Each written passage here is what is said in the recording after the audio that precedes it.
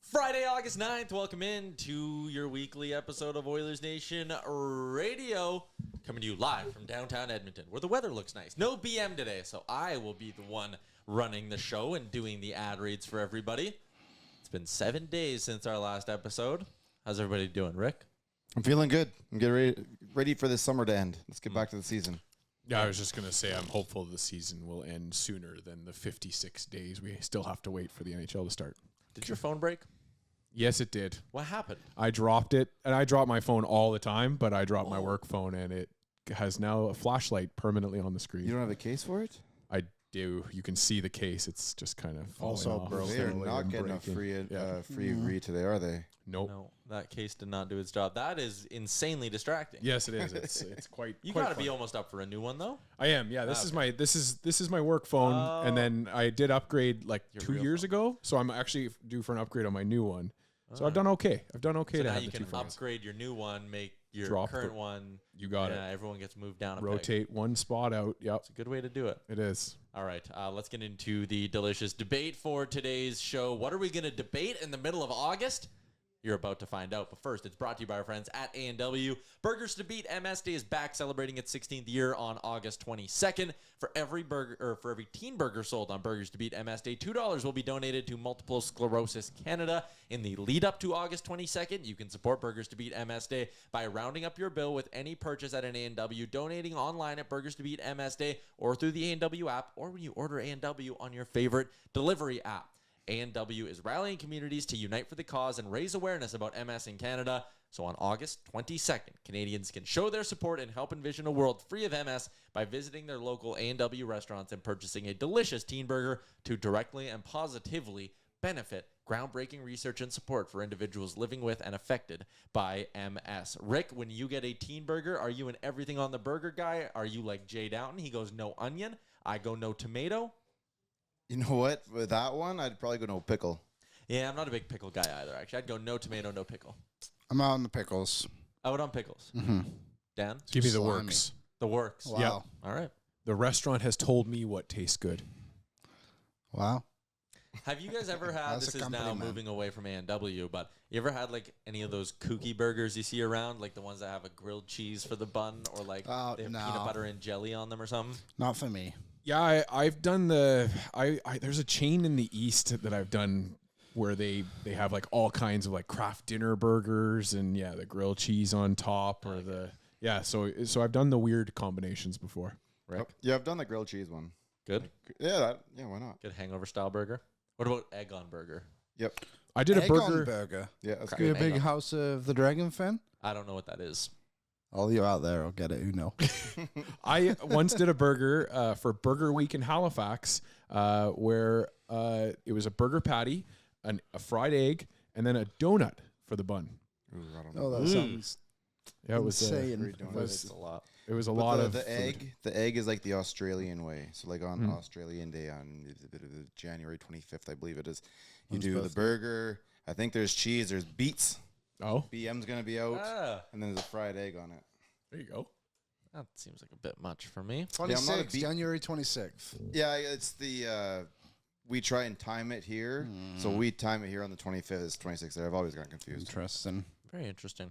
All right, let's get into the delicious debate inspired by, the news that Oscar Klefbom officially announced his retirement. 378 career regular season games with the Oilers before injuries took their toll and Klef stepped away from the sport. He said in an interview the other day, I believe it was with Uffe Boden, he said he's not coming back. The career is not getting revived. I wasn't exactly holding out hope for it, but now that it's officially over, before we get to the delicious debate, favorite Oscar Klefbom memory, anybody? When we posted that clip of him tying the game late against San Jose in 2017, that was legit. That gave me goosebumps. The pelvic thrust. Yeah. Yeah, probably. I mean, that one, I guess. Didn't he score the first goal of 2017 Of the season? of the playoffs too? I think he was. I think he scored that maybe. game. Yeah, I he think might have. I'll say that one because You I didn't was like in the his building. commercial? Don't remember. The birthday one? Yeah. No, I didn't like it. Poor act. These memories feel too long ago. Well, also, is there another good memory? He was so damn good just as a defenseman, and I guess part of it is he never got to do a lot of playoff stuff with us. Yep. Came back for the bubble year, and that was it. him and Larson were supposed to be kind of our twin towers of defense. Swedish daddies never worked out. So it's a massive what if, and that's the inspiration for today's delicious debate for A&W. Liam and I today on Owen Every Day, we're doing McDavid era only what ifs. And I'm interested, Dan and Rick, you've been Oilers fans for longer than us. I'm interested for a pre-McDavid era what if from you guys as well. But let's start with the Connor McDavid era only. So basically, Oscar Klefbom's career kind of, but the McDavid era only. Next to Oscar Klefbom, what if he could have stayed healthy? What is another massive what if from the Connor McDavid era? Well, I'll go first. What if last year in the playoffs, Kane, Hyman, and Nuge could have scored at their regular season rate? That is a Stanley Cup victory is what that is. Hyman did. No, not goal this. scorer? Last year? No. This past playoffs. No, God, no. Vegas Not this year. one. Oh, Vegas. right. Yes, I was yes, going to yes. say, it's 16 No, this goals. is still this. Set a record. That is still this year Yeah. in my terms. So last year, what if The year we they got beat knocked out by Vegas that year? Then they would beat Vegas 100%. And everybody said the Stanley Cup was handed out in that series. We would have won the cup. That would have been a Stanley Cup victory. Who Hands did down, no questions. Panthers. Next. Would Skinner have been good enough to beat Florida that year in the final? I guess Bob fell apart, so it might have not mattered. That final was an offensive explosion for the Vegas Yeah. Golden Knights. The first two games, I think Florida won, and then Vegas just unloaded on them after that. There was only No, one game. I think 4-1. it was over in 5, yeah. Oh yeah, there you go. Vegas So there you won- go. So Florida won game 3. mixed it up. If our three guys score at their regular season rate, we win the cup. That's a good one. Dan, you got one for the McDavid era? Well, I was gonna do the one that I had spoken about, but then I changed it, and it's not as good What as was I the one we thought. talked about? The Cam Talbot. What if Cam Talbot yeah. would have just... 2017 Yeah. Cam Talbot stayed and gave us continued success. I There's think I looked also- at it. It was like they would have been in like that 8th. They would have been in contention for that 8th spot. Unfortunately, he next wasn't year. scoring goals, Yeah. and our GM allowed a lot of goals to leave and not replace it. And the other thing with Talbot is, he went on to have good stops in other places. So, if he would have held on for that 1 year, he probably stayed. He might still be the Oilers goalie. We wouldn't have been down the wormhole that we had to go down. Other words, with Another Jack interesting and- one is, what if Mike Smith could have played 1 more year? Yeah. Because if Mike Smith is healthy for 1 more year, you don't sign Campbell, but there's still the peaceful handoff to Stuart Skinner probably. So it's if Some Mike money Smith, there. if Mike Smith would have given you 1 more year, how much different is this Oilers team right now? Yep, it's true. But my one that I went with is, what if McDavid had stayed healthy his entire rookie year? So Yeah. walk me through that a bit. So he had 16 goals and 32 assists in 45 games total for the season. He missed a stretch from November till February. I didn't look at how many games it exactly was. I think it was 40-something. He played Yeah. 45 games. Yeah, this season. so yeah, there you It's go. 37 games. There you go. Third on the team in scoring. So yes, he's still third on the team in scoring. They missed the playoffs by 17 points, so they may not have been able to make the playoffs just based on scoring goals alone.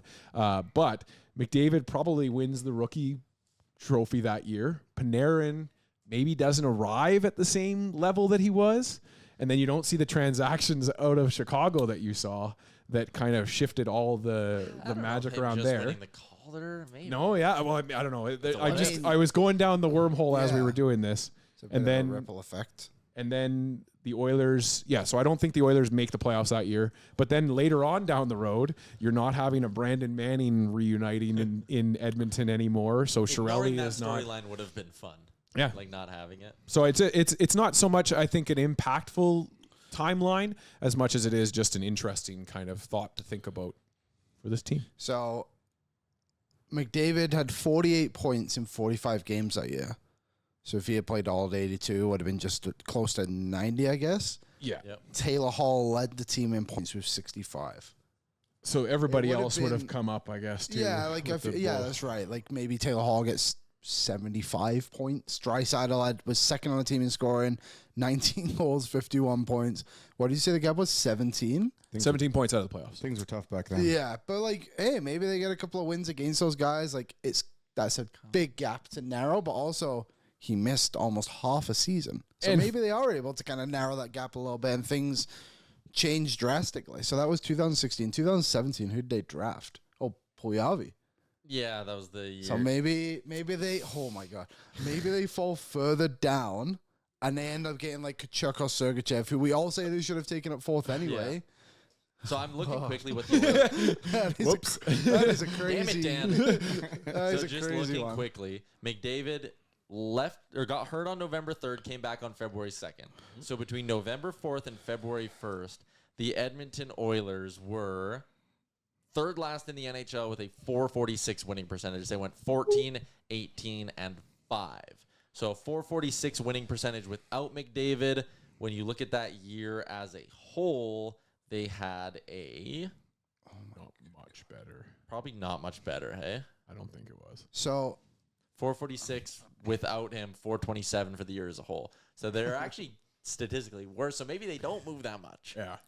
But like we said there, though, the X factor is the raising the tide of all the boats, right? Yeah. Then Hall and Eberle are up there, and you're changing that And outcome too. and yeah, maybe you could argue like, no, they got better as the year went on without McDavid. Like, do they keep getting better? Does the rest of the team come into form, and McDavid makes them that much better? And the second thing I was going to say too is that he comes out the next year, he puts up 100 points in his sophomore season. Yeah. Maybe that's even pushed further up because he's had an entire year of getting that out of his under his belt. He's a 115-point player in his second year. And the idea of the draft, like if they would have instead of picking fourth, if they would have picked seventh, who went seventh that year? Clayton Keller. Yeah, that'd be good. So kind of that range. Kachuk obviously went 6th. 7th was Keller. Alexander went 8th. Sergachev, but it feels so Oilers that they would have just taken Tyson Yost because he was the local guy who went 10th. But it's actually an unbelievable draft class. Yeah. The Oilers just took someone who didn't work out, unfortunately, but still has 356 games in the NHL. So you had, what if the other three, Kane, Nugent, Hyman, would have scored in last year's playoffs against the Golden Knights? Yeah. You had, what if McDavid stays healthy in his rookie year? Yeah, I said on Owen every day. I've been trying to think of another one. I can't think. So what I said on the other show was, what if Jordan Eberle played well offensively in the 2017 playoffs? Yeah, they don't He trade had him. 2 assists in like 14 games or something like that he played. Was a That playoff is performer. Brutal. And then he went on and did so well with Seattle his last few years. Yeah. And the Islanders. And but another one I guess I would have is... Well, just to unpack the Eberle one a bit for the people who don't listen to Owen every day. The ripple effect there is interesting. Yeah. Because if he scores, say, 5 goals in those 2 rounds, Oh, yeah. What does he turn into? well, Do they trade probably him? don't trade him. Yeah, that's what I mean. Yeah, They he turns probably into beat- Spoon Man. They also probably beat Anaheim. Yeah. So they probably beat Anaheim. They don't trade Eberle. If the next year doesn't go as bad, Chiarelli potentially survives that entire season. Yeah, you take that team to the Western Conference Final. You probably survive that season, which means you probably don't hire Ken Holland, and Chiarelli sticks Yeah. for maybe a little bit longer, even if things eventually go sideways.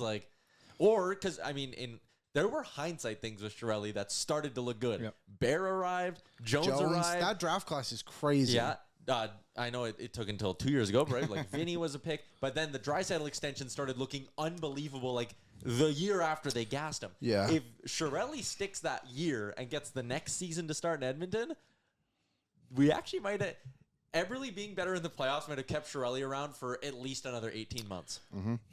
Maybe you don't get those panic trades too because of you it. would. Definitely don't, right? Like, even just small ones like Strome you for said. Spooner just never happened. Well, even like the minor ones like Koskinen signing. Kajula. Manning trade. Yeah, like, I know Drake Kajula is what he is now, but at the time it's like guy was like 24. I think he had 10 goals a season. It's like He was kinda stick serviceable. like, he was a very good player for us the whole time. Here's a fun trivia question though. Okay. I've hit it. Who was this? Oh, man. So Leon Draisaitl led the team in scoring in that 2017 run. Yep. But who was second? Letetsu. Any other answers? In the run? Because I know Letetsu outscored McDavid in that run. Wow, yeah, it was Mark So in the Letestu. playoffs? Mark Letestu had 11 points in 13 games, 5 goals. Dude, he was that backdoor guy on the power Yeah, play. he was on the power play. And then, McDavid had 9. Next closest guy. No, I fucked that up. There's a video of the pint yelling. Crazy. chanting his Somewhere name. on my phone. Part 2 of this one. Sorry, the other one I had was what if they had played Jack Campbell in a game in the playoffs? Last year. Yes, 2 years ago. They would have started him in game 6 against Vegas. Or even like that game after LA, which he won for us. Yeah. Like, what if you're playing the next game? Like, how does that kind of shape things out? Because we saw what it did. Yep. We saw what it did for the Oilers this year when they skinned it to the side for a couple of games. You know what would have been a neat one too is if, sorry, not to derail you, Tyler, but is if they didn't have the play-in round in the bubble hockey.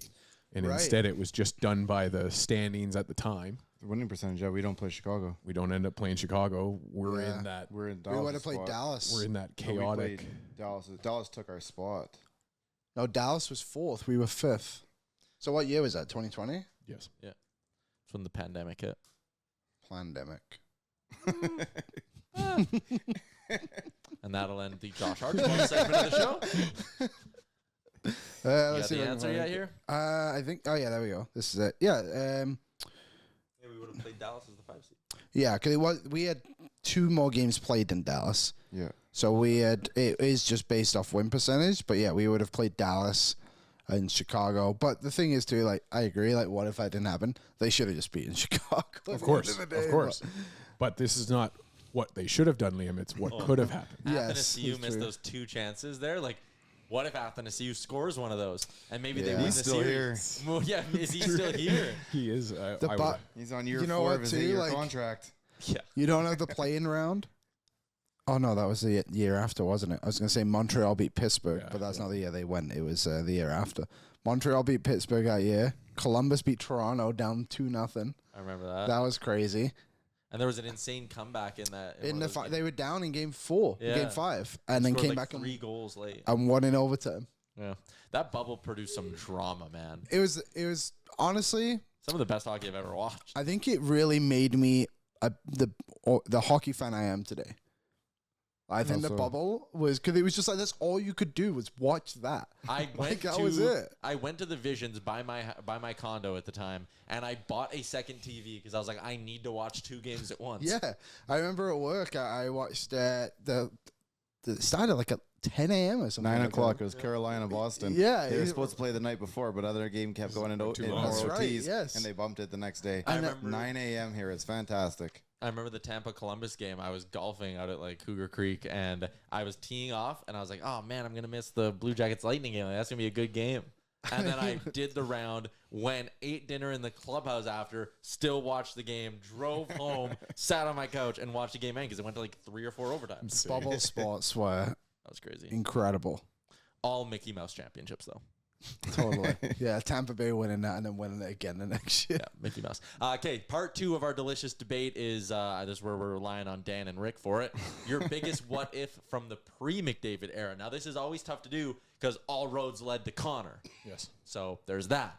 But give me a what if, something that didn't happen, did happen, whatever from the pre-McDavid era that you still think about. You want to go first? Yeah. I mean, like The obvious one's 06. the obvious one is 06 is Pronger not leaving Edmonton. Or Rolson not getting What if hurt. Rolly doesn't Or get Rolly hurt? not getting hurt. But I did Rolly the doesn't I get did the hurt, I don't think Pronger not Chris Pronger leaving leaves. Edmonton, Pekka not leaving Edmonton, and that just throws off the entire league the year after because Anaheim is your Win the cup cup. isn't your cup champions anymore. They looked at Pronger and said he was their leader and took them there. I don't even know what happens at that point. Well, you know, it could go even bigger than that, too. I mean, we obviously, this is kind of taking it to another level, but like, Anaheim doesn't get Pronger. Do Getzlav and Perry stick around, or do they get traded for other pieces to try and, like, get whatever they Yeah, need? because Anaheim was feeling the heat. And then do the Oilers, does 2017 happen? Like, that is obviously a crazy ripple effect, Yeah. but, like, it's kind of part of it as well. Yeah, actually, Pronger. What if Pronger doesn't leave is an interesting one because, like, dude, if he's an Oiler for the next decade, He doesn't That's get crazy. Yeah, he doesn't get Yeah, passed there's a around the lot of league things. like he was. Yeah, he it's bounced around a lot. it's Gagne would never have played here. Oh yeah. Yeah. Gagne would never have been drafted. Halsey would never have been drafted. Nugent would never been drafted. No, we would have stayed competitive. it's the biggest one. I mean, like that 2006 year Yeah. was just like pivotal and a shift for hockey fans in Edmonton. Can you go deeper than that? I Or mean, if further back than that. yeah. Do you know what day it is? Wayne Gretzky Day. Oh yeah, the Wayne Gretzky trade. What if that never happened? So that has interesting ripple effects everywhere because, like, obviously the Oilers go on win another Stanley Cup. Wayne never wins another We're ring. winning 3 more at least, probably. You think that? Not in many? a row, not necessarily in a But- row, but you're Wayne winning one Gretzky the said it next- himself He says they could, he thinks like 13. on doesn't the he? E6 or the 30 for 30 Kings Yeah. ransom right at the start. He said we were good for at least 3 more championships. Yeah. Damn. So that would have taken. I mean, that would have been 7 in total then, right? Because Yeah. Because the window would have been open until the Rangers win. Because that was the Oilers Mark win. Messier is not leaving though. Yes. Yeah, No, I know. they're That's what I right mean. Yeah, that 94 win is probably the Oilers winning another ring. I'm just saying If you go look at the 94 roster who won the Stanley Cup, Yep. Yeah. half of them played for the Oilers 4 years before that. Yeah. That's when their window would have probably closed, and they would have probably had to Yeah, send you would them. have the handoff would have been looking around then. So Then all of a sudden, Ryan Smith is not here. Yeah. the lean Jason years Bond get even Sr. is leaner. never here. Yeah. Well, also from a league perspective, like I was talking today about, like, you know, it kind of sucks when you see like Mario Lemieux, career Penguin, Yzerman, only a wing, and that is it. And then Wayne Gretzky, it's like Oiler, but King and Ranger. And, St. Louis Blue, come on. Blue, sure. But it is a little bit like annoying that, like, man, he wasn't just an Oiler through and through like every other It's very hockey annoying. great seems to have done, right? But league-wide, is California as successful as a hockey market if Wayne never goes there? No. You don't So have then a do San the Jose. dumpster Sharks pop up. You Probably probably not. Well, I mean, eventually, Population-wise, the Sharks don't come yeah. to the mid 90s, anyways. Fair, but again, they came because L.A. and Yeah, they had Anaheim. They had a little bit of push behind them. Yeah, it would change absolutely everything. I could totally see a world where, like, if Gretzky doesn't go to L.A., that market doesn't boom, and Disney doesn't get interested in it, and like hockey maybe doesn't. Maybe there's hockey only stays LA. Canadian. Well, like there's just no Anaheim, maybe, and if there's no Anaheim, maybe there's no San Jose. Like, do you have Well, 'cause pressure then- to put a team in the Bay I don't know Area? because Anaheim's always going to be there because of the Mighty Ducks. You just have the movie, and that would have happened anyways. There was always a push to get a global or like that entire North America map coverage for the TV rights, right? Yeah, you're they right. always just wanted that TV May deal. not have been as soon as they were. Yep. We may see a Kansas City, a Houston, a Seattle. I guess we have a Seattle, but you know, you could have Sure, seen a yeah. couple of those teams that we were rumored to be going to in the late 90s all the time. You could see them having rosters or, you know, having teams already. Which might not have been the worst thing No. at the end of the day, because then you can expand into the bigger cities after that. But anyways, it's Well, interesting. I noticed you have a draft class pulled up there, Liam. Do you have The one? the 1995 draft. Okay. It was in Edmonton. Yep. Yes, it was. The Oilers Crowd was took chanting a certain name, I believe. Shane Doan. Shane Doan. And Not the Oilers Steve took Steve Kelly. Jerome McGinley also went 13th that year. So they had a couple of... Shane Doan's from Edmonton, isn't he? Yeah. Yes. And and obviously Jerome McGinley 13. And From St. St. Albert. Albert, sorry, went 13. Thank you. And they took Steve Kelly. How'd What he if do? they would have taken a local boy? Did Yeah. everyone catch the look into the camera there? That was very office-like or something like that. And they took Steve Kelly. It totally changes the franchise. Steve Kelly played 27 games for the Oilers before they traded him to Tampa Bay. Jerome McGinley, I think, scored at least 27 goals every season he played. So, yeah. But Yeah, they got... No, the Oilers got Paul Comrie. didn't Not to be- Dallas not draft to be Jerome McGinley? mistaken. Dallas, yeah, then they Dallas traded for drafted him. Joe Neundick trade. Yeah. Yeah. Roman Hamrlik was in the Steve Kelly trade, though. Who did he turn into? Brad Winchester. Oh, and Eric Brewer and Josh Green. Chris Pronger. So Former Olympian Eric Brewer, by the way. So Steve Kelly ties into the Pronger trade tree, which eventually gets you to Eberle, which gets you to Strome for Spooner, which gets you back to Gagne. No, What a he world. died. It died after they let Athanasiou walk. Or does it kind of come back alive again when Gagne resigns? No, that's not Well, how they're not trade going to trees trade work. him, so. That's Yeah, not I how don't trade know. trees work. I don't know how they work. I You went down. kill a trade tree once you sign. It's Doesn't dead. Damn it. But yeah, you could follow that Steve Kelly trade tree all the way to Andreas Athanasiou. It's all Chris because of that Pronger, press okay. conference. What if Mike Green had played for us in bubble hockey? Let's go. I mean, Probably same. Yeah, Maybe you're gets right. healthy We scratch. probably get scored on more. Yeah. yeah, we probably lose you. We don't lose games in overtime. We lose them in regulation. Yeah. I Oh, forgot Mike about Green. him. Once That's an Oiler, always an Oiler. Ken Holland masterclass. Unless they call you and So- you say no. Small ripple effect. Eric Brewer turned into Jordan Binnington as well on his trade tree. Who'd they trade him? Oh, to Tampa? To Tampa, and he was the 3rd round pick in the trade. Fascinating. Was Jordan Binnington? Yeah. Wow. There's a history lesson. Any other what ifs that we want to do before we wrap up the segment? You can go through all the mid '90s and just go, what if they did? What if they had money to pay Cujo? What if they had money to keep Guerin? What if they had money to keep Doug Waite? The original Yeah. what if is what if the WHA teams hadn't been able to protect as many players as they were able to for their roster? What do you right? mean? Like they came over with I think 4 guys on their team each, and the Oilers specifically had to protect Gretzky, of course. And there was a transaction with the Racers and Nelson Scalabini Yeah. playing What if that for a deal personal never went services down? contract. So the fact that we had a personal services contract back in the 80s. What was that first Or one? the That 70s. would have been late 70s. Saved our bacon. So there's something was asked as a question the other day. It was like, how many games did the drafted players play in the 1985 draft or something like that? And it was like 50. So I went and looked because I was curious. Have you guys ever looked at the Oilers 1979 draft? Back when it was Kevin Lowe 14 rounds. Kevin Lowe was the first round pick. I'll read it to you because it's crazy. Grant Fuhr's in there. No, he was a few years later. So Grant Fuhr was 81, and he was their first round pick. They picked in 1980 Paul Coffey in the first round, 6th overall, and Yuri Curry, 69th overall reach. Andy Moog was the 7th round pick. Here is a 1979 draft. With the 21st overall pick, they got Kevin Lowe. Right. 48th, they got Mark Messier. 69th, they got Glenn Anderson. Nice. Not bad, eh? Literally for 3 years in a row, a player from that draft, 2 players from each of those drafts played over 800 games. It's pretty good drafting. Yeah. No wonder they won. I know it's a bit different, but either way, like, you still have to draft those guys. Yeah. Like, crazy.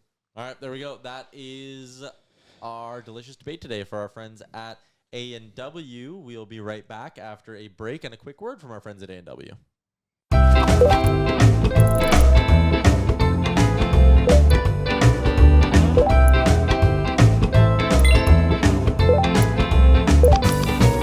Grab a Burger Beat MS on August 22nd. All right, back on Oilers Nation Radio.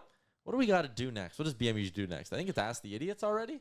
Feels like we're way too early in the show to be getting to Ask the Idiots. There's usually some news to talk about. We kind of did it with Oscar Klefbom and then our Still nothing on Leon Draisaitl. No. I do think. But he's in Paris. Yeah, like give him some time. Did you see that thing yesterday of the floor, not the floor Field hockey, hockey. and there was like the Netherlands guy, and then there was the pictures of the German player going up to them. That was Draisaitl's cousin. Really? Yeah, that's Playing why field hockey. That's why Draisaitl was there watching. His cousin was playing. So that was kind of my point with the Draisaitl thing, and like it is actually crazy how often I'm being asked about this, just like out and about. Like when people see me, it's like Draisaitl. It's like I don't know. But my best guess is they probably want him here for a press conference. I would imagine he's not coming back to Edmonton until much closer to camp. I think there's a high amount of trust between the two sides. I don't think this gets done until September when he's at camp, and I actually think that's kind of a fun way to kick off the year. Don't bury it in the middle of August. Let's do it when the boys are back in town. It'll happen when he gets back to town. My prediction was first day of camp. They open camp. The Edmonton Oilers and Leon Draisaitl have agreed to terms on a new deal. Yep. Press conference. Let's win a Stanley Cup. Get it. Exactly. I think that'll be it. Positive way to start the year. So like we're all under the impression this thing is getting done. We haven't heard anything. I think it's already done. See, and Essentially, I think it's done in I principle. don't think it's done. I think it's done in principle. Yeah, I think that's a good way to put it. I Right. think they both kind of know 8 years, probably heavy bonuses, and somewhere between 13.4 to 13.9 million. I think your scenario will play out, Liam, unless some bad news drops. The way that this offseason is gone, I think if this organization has some more bad kind of juju around. What do they have? I agree, but that would be my asbestos prediction. in Rogers Place. Yeah, That would something be weird. bad. to be Wouldn't be fair, great. I'll still sit in there. I'd still go, yeah. There's asbestos in my house. I ain't scared. Should be. Whoa. No, well, like because my house was He built. pats it for good luck every night. Yeah. It's fine. Because as long as you don't disturb it, it's fine. Just tap it. But sometimes when my buddies are around, I'll be like, all right, let's get this party started. And I'll hit the vents a few times and be like, let's get this shit stirred up. That is crazy. I'm kidding. It's a joke, Liam. I don't believe you. A little bit of asbestos helps everybody's systems. If it doesn't kill you, it makes it tougher. It can kill you. Yeah, but not like a certain amount. But has it? Yeah, a small It amount. hasn't yet. That's why you're so tough. What else is going on around the Oilers? Oh, Liam, Hlinka update. Who's been playing good? Who's been catching your attention? What's been the vibe like down at the Hlinka? Correction, it's Hlinka Gretzky. Yeah, the For Hlinka now. Gretzky Cup. Oh, wait, are they getting rid of the Gretzky again? I've heard some rumblings that Good. this might be the last time it's Edmonton. I'm so glad to hear In that. Edmonton? Oh, yeah, I would Not imagine. that part. The only reason they got it back is because they lost it in 2020. Yeah. Yeah. But I'm saying like they might just go back to calling it the Hlinka and it might just stay in Europe. Oh, yeah, I've heard that too. I've heard they kind of want to pass it back and forth, but it is kind of like a Czechia and Slovakian event. I think it would be better over there too. I mean, at the end of the day, it's tough to do it. And it's the same argument with the World Juniors. Like, I don't think they should ever be in NHL markets.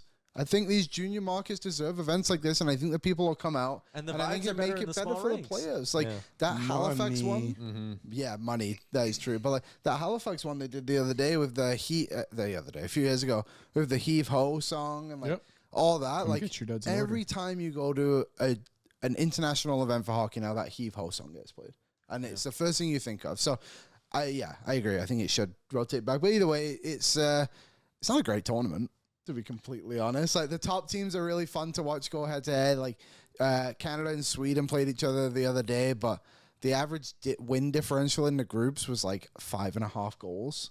Like, everyone was just beating up on Switzerland, and Germany got absolutely beat up by the US. But now we're in the final four. Canada play the US tonight, and then Sweden and Czechia play. So that's exciting. One player I've really liked to watch is the goaltender, Jack Ivankovic. He's only 5'11", but he's probably good enough to be a first-round pick in the NHL. He might not go there because of his size, but he is an amazing goaltender. I think he plays in Brampton. Because that's where they just relocated to. Oh, no, Mississauga. They went to Brampton to Mississauga. Dan, confirm. Correct. 7-kilometer move. Yes, it was. And Gavin McKenna's been interesting. He actually hasn't played that well, but he's scored some clutch goals. So that's kind of what the Stars do, I guess. And Sweden have some fun players too. Ivan Stenberg is my favorite. Brother of Otto Stenberg. Yeah, Ellis is high on him. When's the gold medal game? Tomorrow. Tomorrow down at Rogers Place. Tomorrow being Saturday. 7:30, yeah. So crowds have gradually got better for Canada. I have to, and that was kind of my question for you guys. I've heard rumblings from everybody, and I think we're in a bit of a unique situation where we work. There wasn't really any promotion of this whatsoever within the city, correct? Just kind of happened. Yeah, just if you didn't know. But now it's on like TSN. That's why I think fans have kind of gradually. Yep. Well, and we're also getting called out for our attendance numbers, which again. Oh, did people stop? Yeah, calling well, that? I kind of have a thing. I don't like going to a rink in the summer.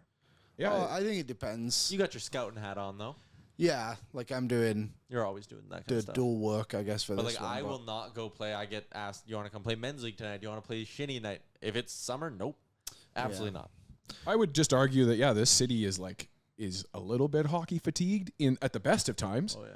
But then you parcel in a Stanley Cup Finals, and Rick, you're in the entertainment industry, in the bar industry. Has the bar industry truly recovered since the Stanley Cup Finals? Are you guys? Because there was a lull right after the Cup final, right? Yeah, but I mean, it's also timed up with the summer too, right? Like, it's also it can get pretty chilly here. You know, July, August; those are our 2 big months of being super duper warm.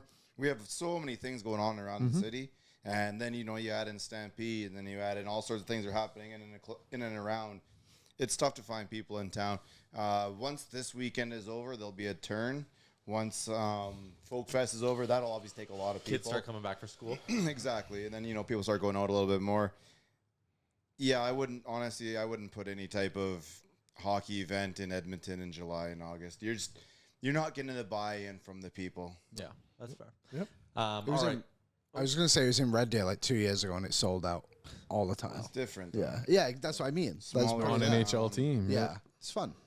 All right. Let's Calgary move should along. get it. Let's do a little bit more hockey talk for our friends at Bet365. Yeah, put in the junior arena. Well, now. sorry, it will come back to Canada one more time, because in 2026 it is just labeled as Alberta. This is when Calgary's rink will probably be done.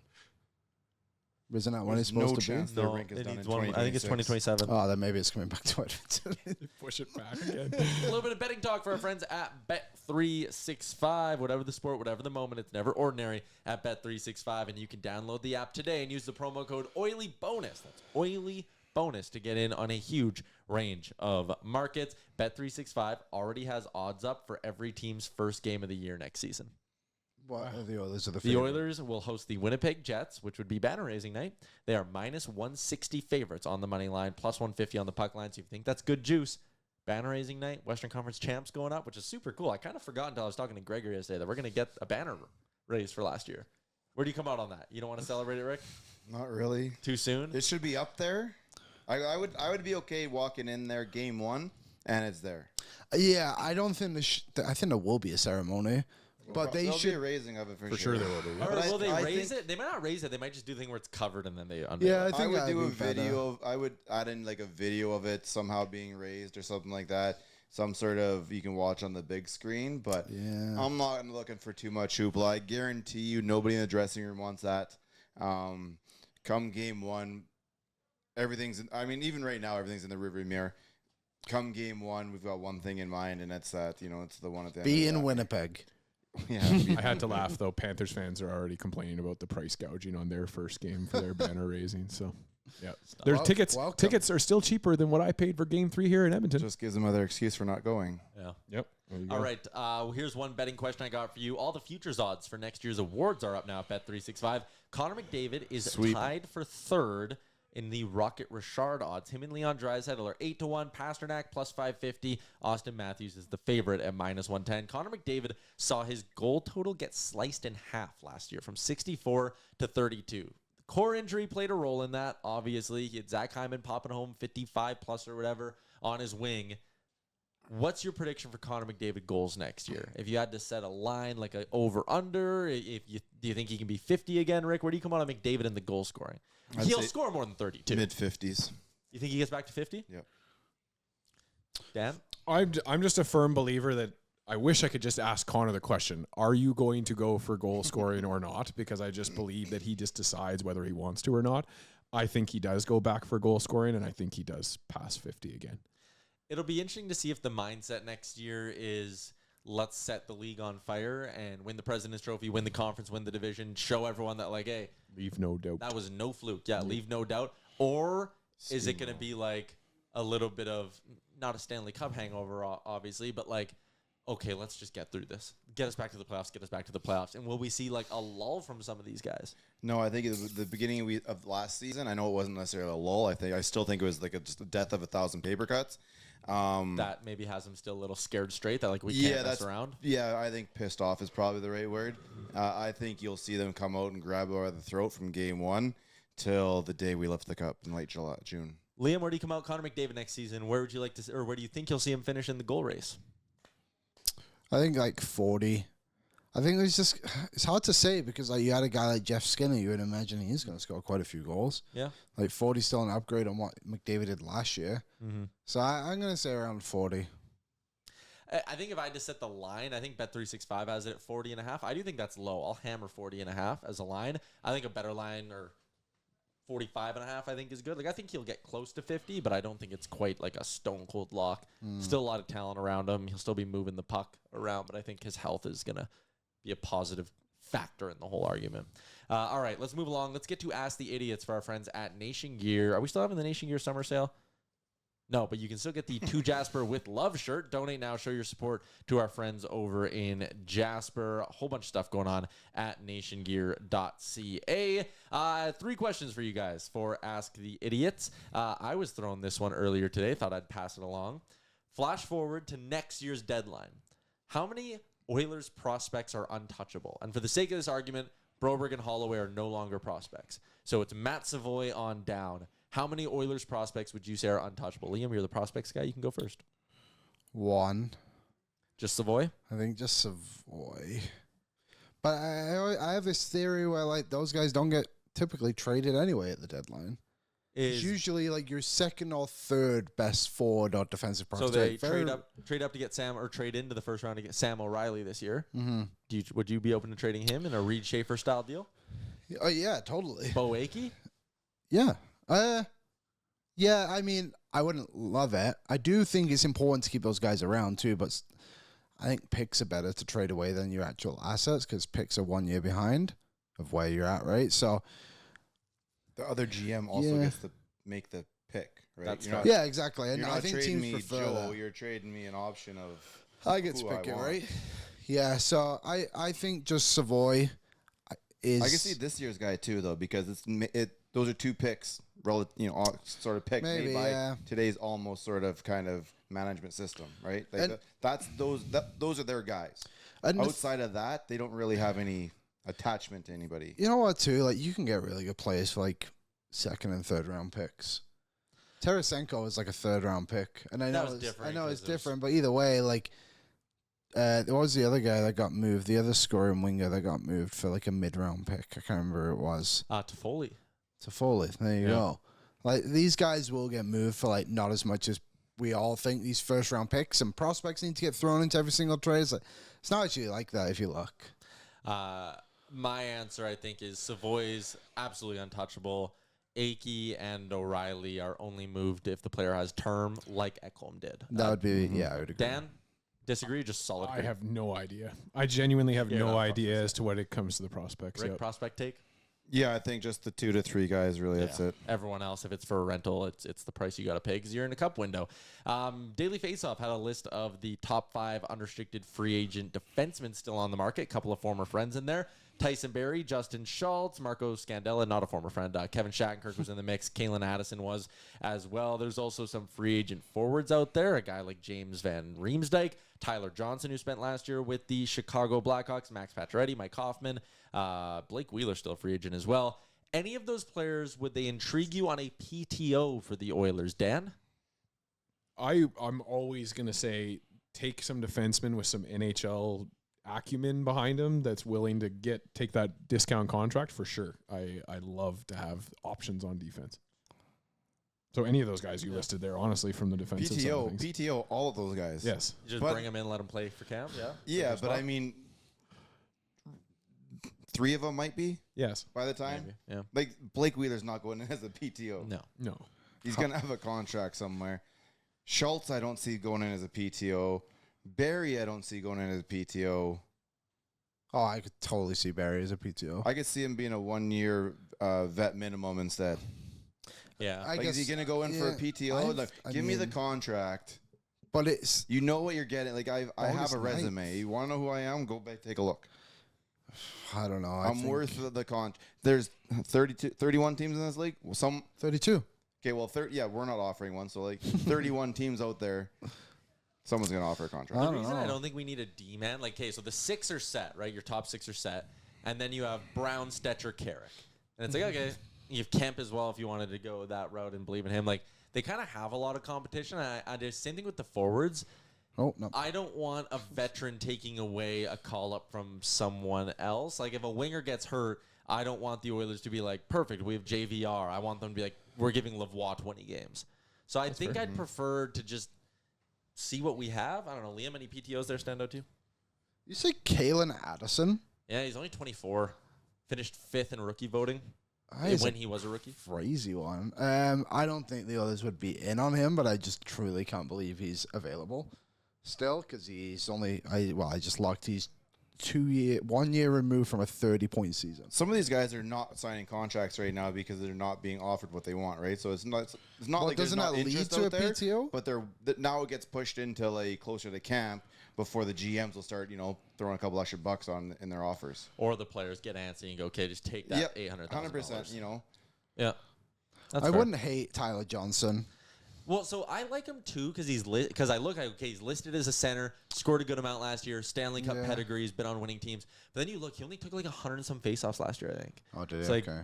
and then you look at the numbers, you're like, whoa, what a great year. Okay, but he got power play 1 time, he got top 6 ice time, he doesn't kill penalties. So I'm just kind of, I like the idea of him, but I think the Oilers have evolved past going for those guys. Yeah. Because if you put him as your 4th line center and he stinks at faceoffs and he's not a penalty killer, Maybe not then. why do you need him? You need you need the best of the role players right now. Yeah, I don't see many like... There's no upgrade on Derek Ryan on the free agent market. No, probably not, hey? Yeah, and like your bottom 6, like maybe you can upgrade on like a Perry. You just He signed him. won't, yeah. Oh, I know, but that's what I think they should. But I think Perry's in and out as a 13th type of anyways. Tyler Pitlick, bring him back. I love Tyler Pitlick. I loved him If he didn't too. get hurt that 1 year, I think his career's totally different. He was on a heater and then he blew his ACL. Yeah, I think he had 14 goals, didn't he? For the Something Oilers? like that. He was having like an awesome run. Yeah. No, there's not really anyone out there. I would do Pitlick on a PTO. Yes, He'd I probably would stay in do him. Baco. I was asked about Sam Gagner today, and my thing was listen, great story last year, and we pushed hard for that shit last year. I'm only doing it if he's cool being in Baco for the entire season. I You love can Sam also Gagner to death. You can also just trade for him at the deadline. Yes. And Watch swap it. a 5th or a 6th. Yeah. Send him over, black ace him, and hope for the best. But if he's sitting there going, hey, like, I want to get into player development, so, like, let me go down to Bakersfield, start learning that kind of 100%. thing, That's fair. and let me be a black ace and be around the boys in the playoffs, cool. Bring him back in. I'm down to that. If he's sitting there going, no, I'm an NHL player, then I'd be like, okay, you could go somewhere else. Sorry, but Yeah, he had his opportunity a couple times last year, and this team got better. Gave us a couple more good memories, too. Yep. Dallas game, the Calgary game where he scored the winner. That was good. All right, last one I got for you guys. We saw Ryan Nugent-Hopkins a couple years ago skyrocket to 100 points. Came back down to earth this year. Zach Hyman last year skyrockets to 57 goals. Comes back down to earth a little bit.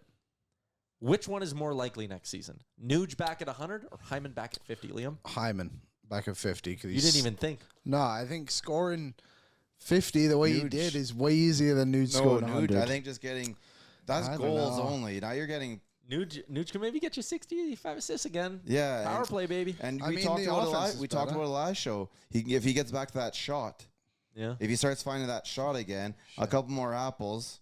I think it's easier for Nuge to get back to 100 than it is for Hyman back to 54. You're on Nuge to 100. You're on Hyman to 50, Liam. Dan.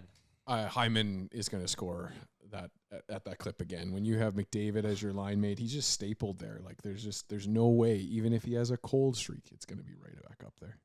Okay, here's Hyman. why. A lot more 100-point scorers than you do 50-goal scorers. Good counterpoint. Fair enough. But Nuge scored 11 goals the year before he scored 37 in that 100-point season. So he you're saying missed that might be missed the outlier? games. I think it's an outlier. I think he's a 70-point guy, which he's done pretty much 3 times in his If career. I had to Says bet that on when it, BM's not here. I'd say neither of them get to those marks.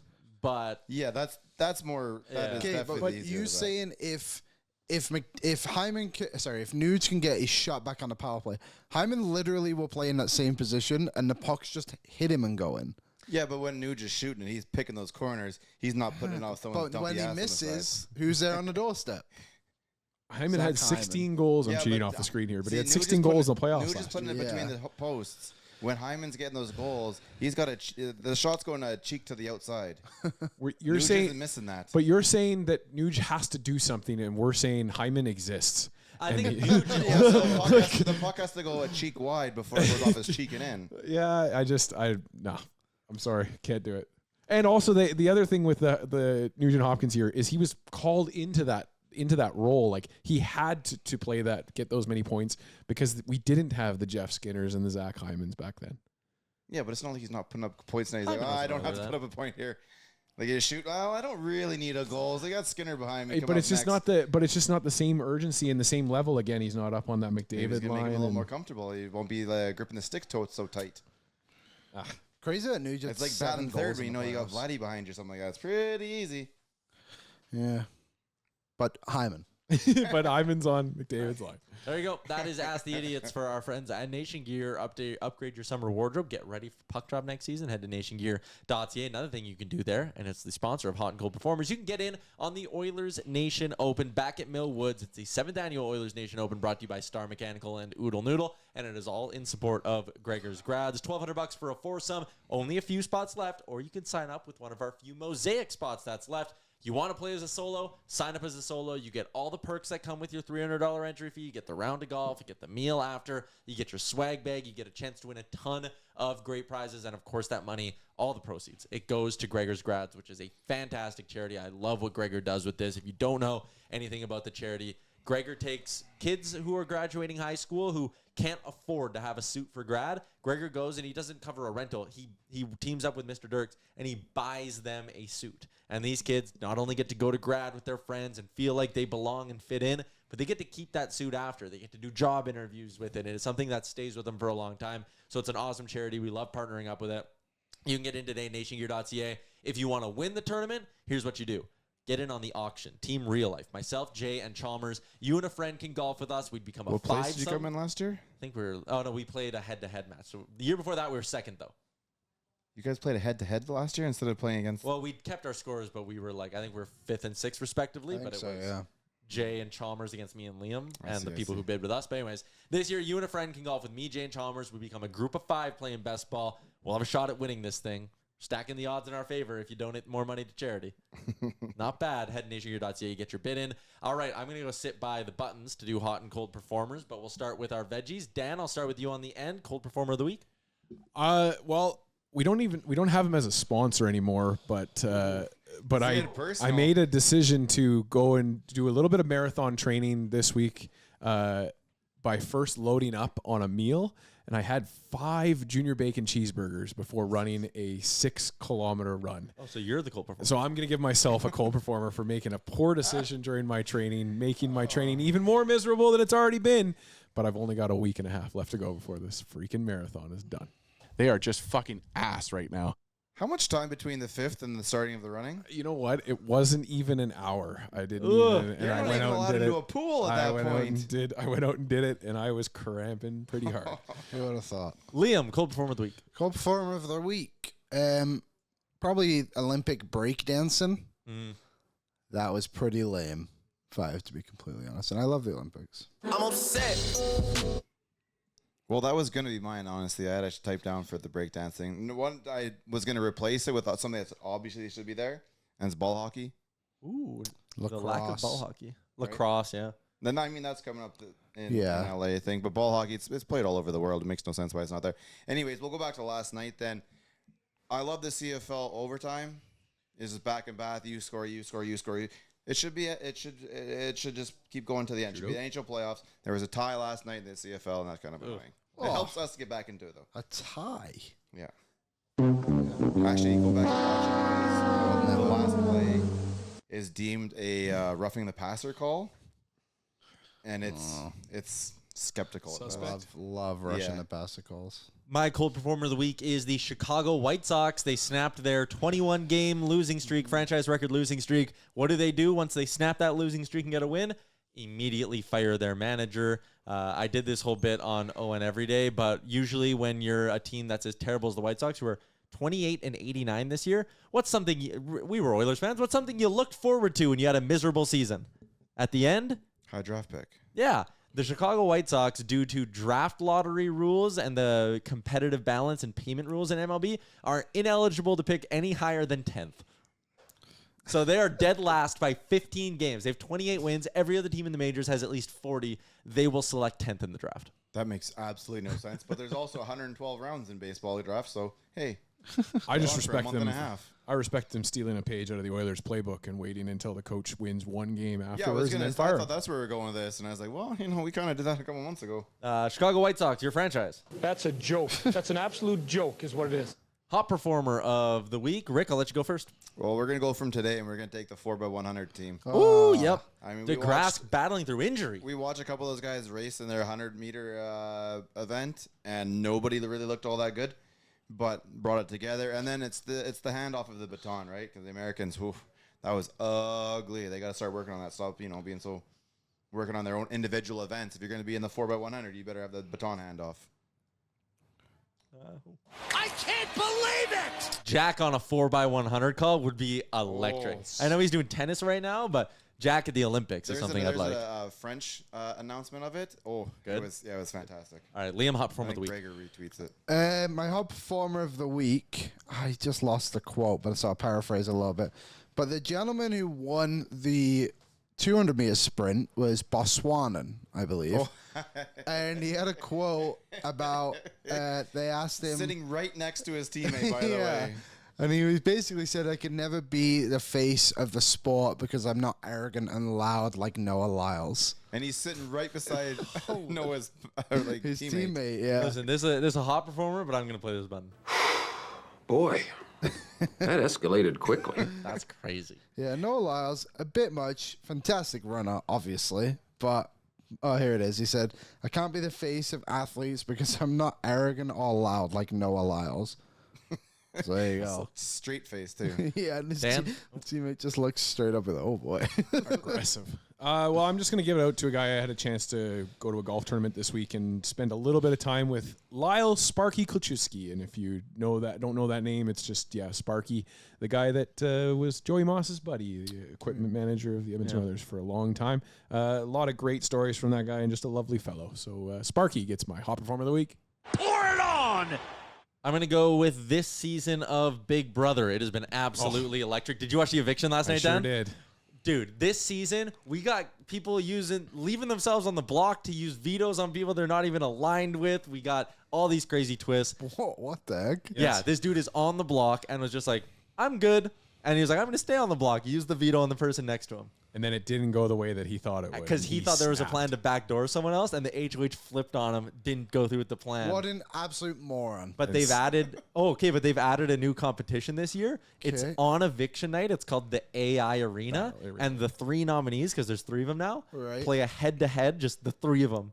And whoever wins gets to come off the block like 20 minutes before eviction. And this dude just beasted it. He like dusted them. So the guy who didn't use the veto Yeah.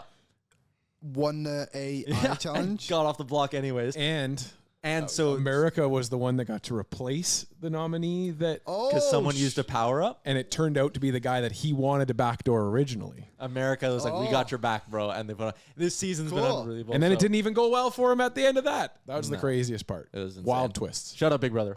Previously on Big Brother. That's a good button. All right, last thing I wanted to do before we wrap up the podcast, a bit of a sad anniversary on a couple of fronts for the Oilers. Rick obviously talked about the Gretzky trade, but it's also been 2 years since we lost Ben Stelter. Again, that we all remember the day. We all remember Ben's impact, but I wanted to give a shout out to Mike and Leah, who continue to do amazing things in Ben's name with the Ben Stelter Foundation, giving a ton of other kids chances to make memories that will last a lifetime, much like Ben had the opportunity to do with the Edmonton Oilers. So again, 2 years since we lost Ben Stelter, but wanted to give some stick taps to the entire Stelter family who's kept his name around and done a ton of good stuff in his name as well.